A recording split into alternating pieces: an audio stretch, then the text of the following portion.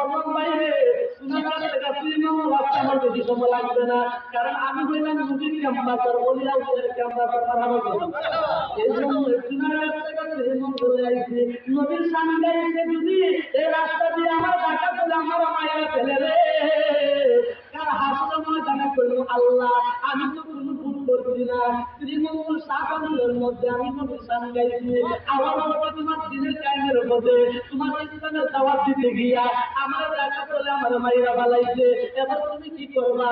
আমার ইচ্ছেটা করে এটার মধ্যে রাখি, তবে আমার জাহান্নামে দিও না।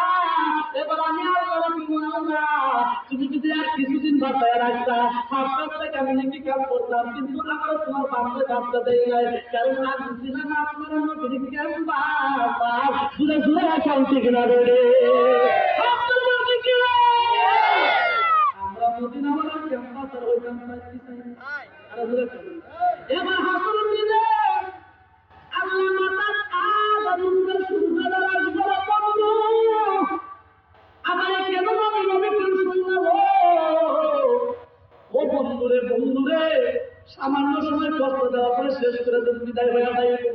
কেন নবী নবী করে শুনলাম নবীর সামনে কেন আল্লাহ বুঝাই করে শুনলাম। আজকে আমার সম্মান করে আছে এই সামিয়ানার মধ্যে এই মুসাফাতের মধ্যে আমার বসেছেন কিনা, কিন্তু আমার এইভাবে হাসুন সাদা বলবো, এইভাবে হাসুন মালের পেটে টাঙ্গাইব, টাঙ্গানোর পরে আমার বিচারে কাজ আরম্ভ করে দিব। বন্ধুরে আমরা আদমের আল্লাহ হাসরের ময়দানে আমরা যখন আল্লাহ বিচার করবো মাথার আটা দুটো সুন্দর থাকবো বন্ধু, টানা জমিন থাকবে দাঁড়ানো দেখবো না। এই জায়গার মধ্যে আমরা আদম নবীর কাছে আদম নবী গো আমরা তোমার আল্লাহ তুমি আমার পড়াইয়া বেহেশতের মধ্যে লইয়া যাও। এই মুহূর্তে আদম নবী কেবল আমি পারতাম না, আমি তোমাদেরকে জান্নাত করাইতাম পারতাম না। তবু আদম নবীকে আল্লাহকে পারতেন না, তুমি না আমার পিতা তুমি না আমার বাপ। আদমের এইটা আমার পক্ষে রাখতে সম্ভব না, সম্ভব না। দূরে দূরে কি আল্লাহ আকবার করতেন না? আলহামদুলিল্লাহ ভাইবা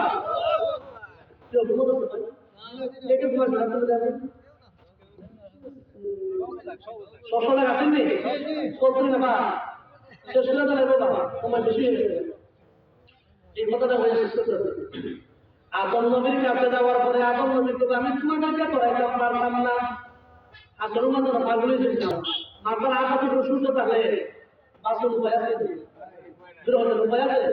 এই মুহূর্তে তোমার দূরত্ব সূর্যটা ওই উপায় আমরা পার পাই যেমন একেবারে কত তাটার উপর আর কি সময় নেই আঘাত কথা বলতে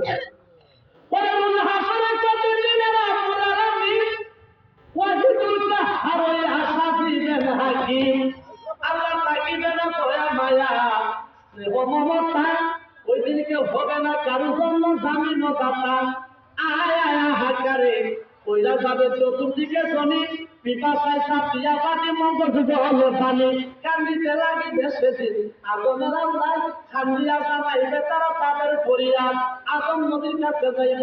তবু আদম নবী তুমি আমার পিতা আমরা জাহান্নামের আগুন থেকে বাঁচাও, সূর্যের তাপ থেকে তুমি আমরা বাঁচাও। আদম নবী বলল রাসূলকে আমি তোমাদেরকে ভাবতাম না, আমি তোমাদেরকে করাইতাম পারতাম না, কারণ আল্লাহ আমার বেহেশতে জানাইছে আমার বন্ধুর কাছে নিষেধ করতে আমি নিষেধ না মানিয়া বন্ধন খাইলে সেইটার লাগে আমি অপরাধী। আদমের পরে আমি পাপি বড় গুনাহগার ওরে আমার পিয়া সাথে আছে করিছে উদ্ধার বন্ধন কাছে নিষেধ করলো আল্লাহ পরিবারে নিষেধ না মানিয়া বন্ধন চাইলাম বেহেশতে জোরে করল আল্লাহু আকবার।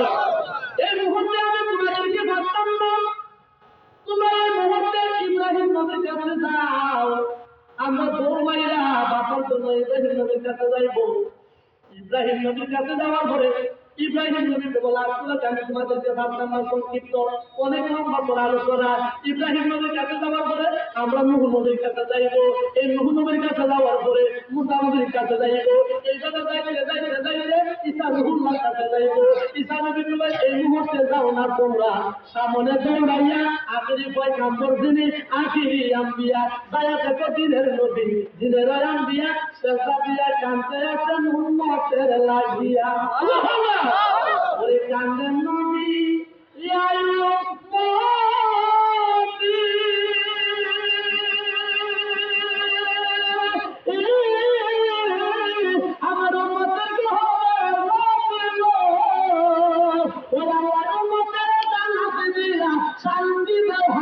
ধরে পার ওই দিন বলতে পারি রে মানুষ নবীর কেমন সার নাই কোনো বন্ধু নাই নাই বড়ি নাই কঠিন দিনে আমার নবী দিনে সবার মিলা